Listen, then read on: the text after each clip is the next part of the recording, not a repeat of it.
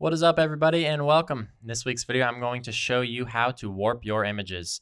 Now, if you are a photo purist and you believe that you should not warp your images should be straight as they are out of camera, go ahead and just find the next video. Go ahead and click on my next video. This is not going to be the video for you, because in this video, I'm going to show you exactly how to create more compelling compositions by warping your images, as well as fixing any wide angle lens distortion, or maybe you want to fix a spot on the corner of your image or anything like that.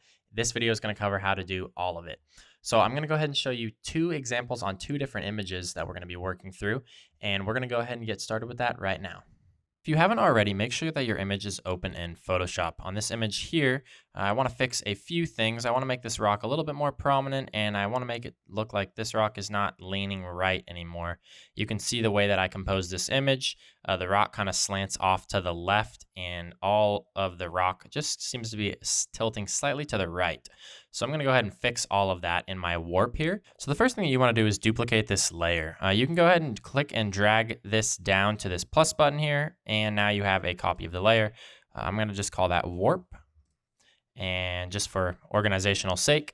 And now we can go up to edit, we can go down to transform and go over to warp. Now the warp is open, and you can see that I've got, I can drag anywhere in the image, and I've got these little handlebars that I can use as well. So I like to do both.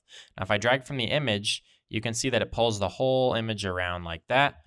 Whereas if I do Command minus to zoom out, and then I grab the handlebars, it pulls the image. So really the only thing you need to make sure of is that all of the original square here, not the handlebars, but the square, ends up outside of the canvas here, because if something is in, then you can see that now we've created an open edge. So make sure you always drag outwards. It's okay at the end. Let's say your image is up like this, and maybe your handlebar is inside. That's okay, but just make sure this original square is completely outside. So to do this here, the whole image feels like it's leaning to the right. So I'm going to grab these handlebars and just drag them to the left. I'll grab this handlebar, drag to the left. And I want to probably drag this edge out of the frame, because it is a little distracting how it falls off right here. So I'm just going to grab this and pull this out. Do keep in mind that the more that you warp, the softer your image is going to get. This does reduce the sharpness generally, so just be careful with that. And this is starting to look pretty good now. I can drag this up and increase the height of that rock. I can do a variety of things with the bottom here. If I wanted to pull and drag this out, I could.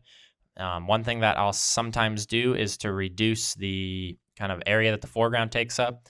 I will drag this down, bring this out. I want to actually kind of level out this rock up here. Maybe I'll go up there. And I feel like that's looking pretty good. Don't do too much with the warp here. This is pushing it for how much I did. But if you have a good file to start with, it will usually work out just fine. So that's really all the warping that I would do here. I can go ahead and hit enter and let that load out. And it's going to take a second to transform here. And then I'm going to go ahead and toggle this so you can see the before and the after. So now I'll go ahead and toggle before, after, before, after. So really what I've done here is I added a lot more prominence to this rock. It's much more of a subject rather than here. It was kind of just part of the scene. I've gotten rid of this distracting spot over here, and I've really kind of straightened out this rock, which looked like it was leaning right. So that's really all that I would do to warp this photo. Now I'm going to do the same thing to this photo, but what I want to do here is make the mountain a little more prominent and make the flowers a little more prominent. Right now the flowers are kind of just small in the corner, whereas I want them to take up a little more of my scene, and I want the mountain to look a little more stout just because it doesn't look too terribly tall. Again, I'm going to click and drag down here, make a copy. I'm going to call that warp. Then I'm going to go up to I'm going to go to edit, transform, and warp. I can click Command 0 on a Mac or Control 0 on a PC to zoom out if you want to have more control, because if you're zoomed all the way in, it's going to be hard to drag these little handlebars out.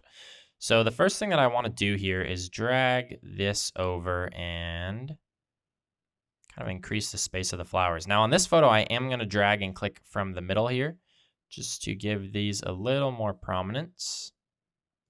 Maybe I'll drag this out. Drag this up, drag this out. We got to be careful of this line down here is now inside of our canvas. That's looking good. And now I would like to increase the prominence of the mountain. So what I'm going to do here is actually click on the center of the photo, and I'm going to click from the bottom and pull in, and click from the top and pull in. And I'm going to show you exactly what that's going to do. Just make sure if you grab on the top third of the image or the bottom third of the image, it will pull that whole arrow in. So you want to make sure that you're grabbing somewhere near the center, not in the top or bottom third, because if I do that, you can see that it doesn't pull the bottom. So I'm just bringing this in. And let's bring this out as well. Now I can grab this top handlebar, increase the height of my mountain, maybe pull it this way. Let's do this one more time here. I'm just bringing this down, again, like I said, to increase the prominence of the mountain. And one last tip that I'm going to give you here is to kind of level out the horizon. You can't see the horizon on this image, but I want to keep my image balanced. So if you have the ruler open, you can click and drag down from the ruler. If the ruler is not open, Command R on a Mac or Control R on a PC will open it. You can click and drag a guide down. And I like to put this where I'm imagining the horizon would be. And I'm imagining it would be about right here. And if your guides are hidden, click Command semicolon or Control semicolon on a PC.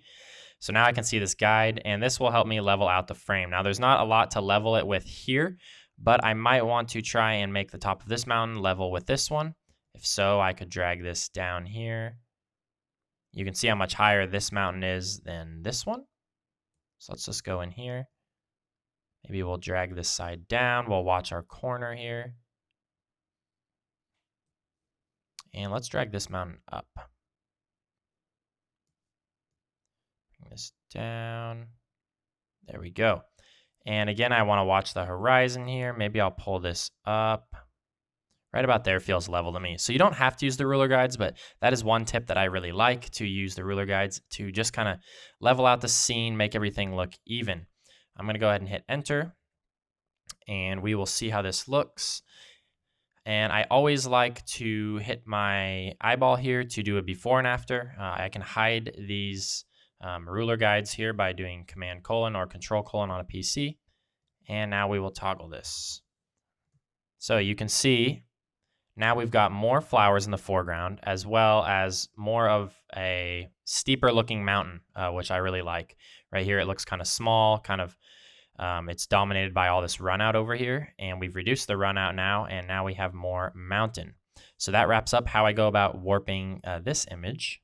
All right, as always, guys, I wanted to thank you so much for checking out this week's video. I really hope that this warping is going to be a tool that is going to be helpful for you in your photography journey.